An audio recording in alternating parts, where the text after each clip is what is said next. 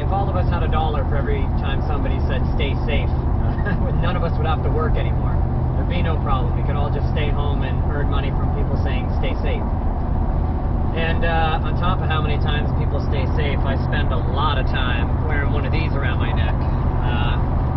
That's life right now. What are you going to do? I also spend for a dog trainer, I spend a ridiculous amount of time sitting in front of my computer or my tablet doing virtual consultations.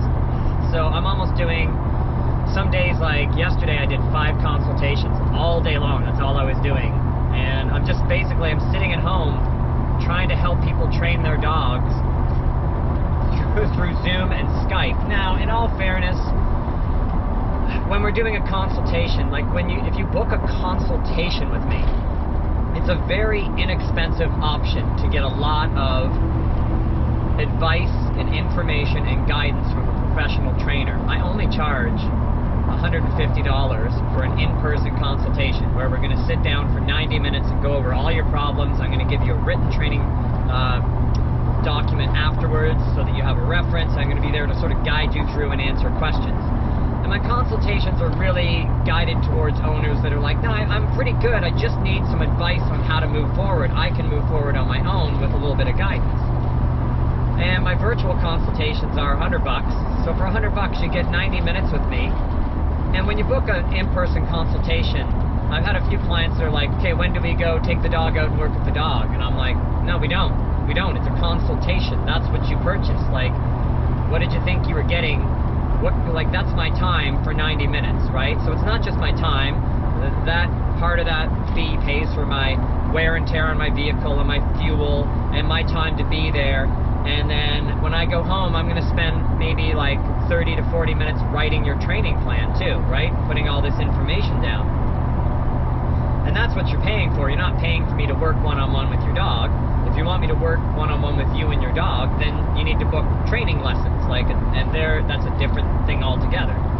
So when you book a virtual consultation, you're actually just getting the same thing. It's just I'm not there in person. So it's a pretty good deal actually. And I'm doing tons of them lately because of this stay-at-home order. I can't go into clients' homes, so all I can do, and I've had a few clients say, well, look, can't you just come and we'll chat, we'll just stand in my front yard. It's the middle of February, and like last night, my 5:30 lesson, it was -10, and we did about 45 minutes of the lesson, and we agreed to just cut it 15 minutes short because it's super cold. Do you want to stand outside with me out front of your home for 90 minutes at -10? Like, I don't know, man. And I get it. I get people want me to physically be there, but I think a lot of people are under the impression that we're going to actually do something with their dog, and that's not what a consultation is. Anyway, I'm sorry for the ramble. Just thought I'd put that out there, and I just think it just seems so kind of bizarre to me right now, the amount of time I'm spending over a computer training. And I actually know some trainers. I have some good friends that are trainers that actually only offer online courses. Like, that's just what they do. They have a video series they sell, and then they just offer online courses. So, I mean, there are trainers that actually don't even ever meet you and your dog.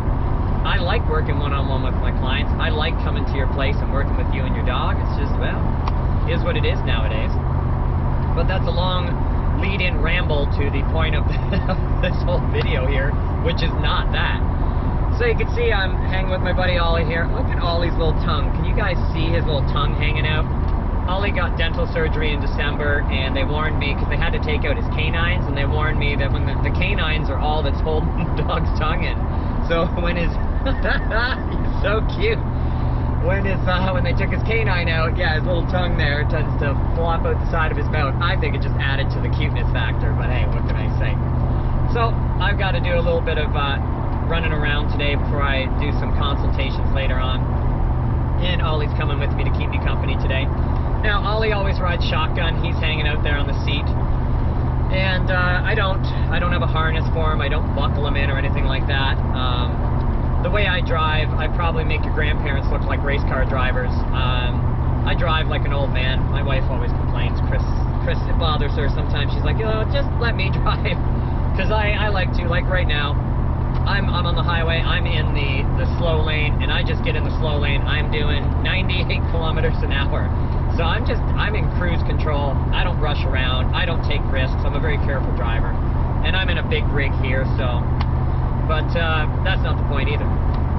The point is, Ollie's hanging out here, and quite often, Ollie looks out the window. He likes to see things going by, and that's great. What kind of freaks me out, maybe not in the winter, but in the better weather, when I see people driving around with their dog's head out the window. And if you're one of these people, then... Hey, I'm sorry if I'm going to offend you with what I'm going to say, but I'm going to say what I'm going to say anyway. If you let your dog hang their head out the window, I think you're being irresponsible and stupid. That's what I think, and I'm sorry, but that's my opinion. Let me ask you this. Let me put it to you this way. How many of you have seen somebody driving around with their kid in the car and their kid hanging out the window? Has anybody ever seen that? Like, ever? Because if your kid started hanging out of the window, you'd freak out. Get your head in the damn window! What are you doing? You'd lose your mind. Why? Why would you care if your kid hung their head out the window?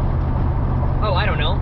Because a rock could kick up off the road from a vehicle in front and, like, impale your kid in the face with a rock, take his eye out.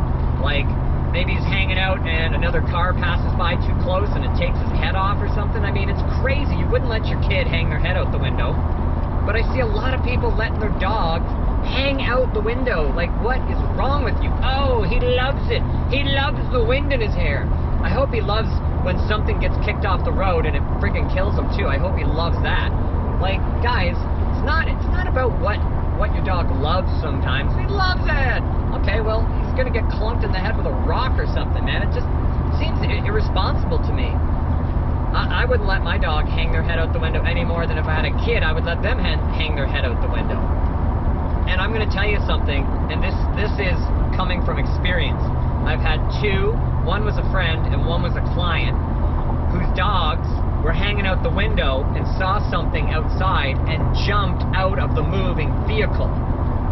One dog broke their legs and their spine, and they had to get put down. Unfortunately, that was a client's dog.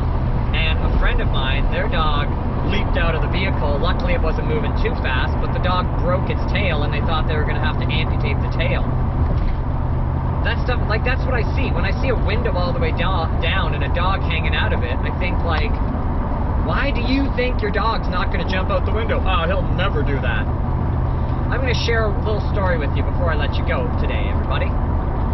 This is years ago, okay? This was before I was a dog trainer or considering being a dog trainer. This is probably 25 years ago, maybe. I was still living at home, and I was driving my dad's van. And I'm driving down this back road in St. Catharines, where I'm from, and there's a car in front of me and a guy just up ahead, and he's running with his German Shepherd. And they're on the sidewalk.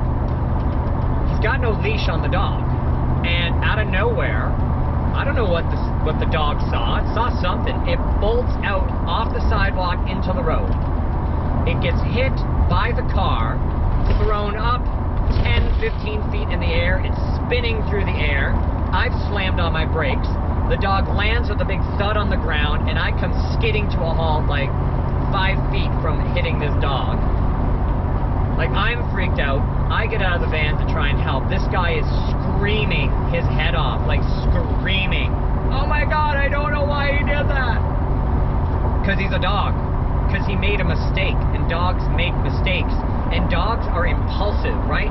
Dogs have prey drive, and they have impulses. They just see something and they go for it. And we all know that. We've all seen our dogs see something, a squirrel, a rabbit, and just bolt and just like freak out, right?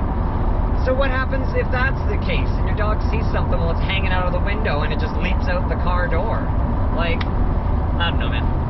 You know, it's been a long time since I kind of put up a ranty kind of video, and, you know, there's a lot of stuff in the dog world that gets some steam under my collar, and I don't often talk about it anymore because, I don't know, what's the point of ranting? Does anybody want to hear you rant? I don't know. But I thought I would share that today. It occurred to me as I was driving around and Ollie was looking out the window, and I was like, oh man, I'm glad that my dog doesn't hang out the window. So I just thought I'd share that. But like, I mean, just think about it, common sense, guys. If you're driving around with your dog hanging out of the window, you're putting them at risk, okay? maybe you're going to go the whole life with a dog without anything ever happening. Like I'll tell you, probably once a week I hear a stone hit my windshield.